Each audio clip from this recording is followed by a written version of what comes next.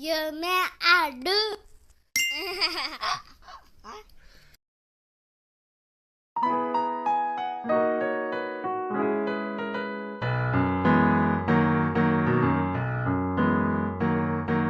私が両手を広げてもお空はちっとも飛べないが、飛べる小鳥は私のように地べたを速くは走れない。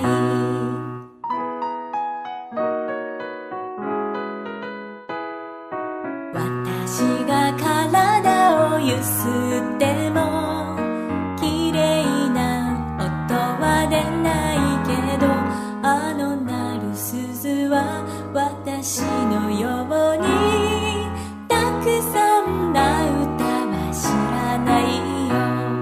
鈴と小鳥とそれから私、みんな違ってみんないい。みん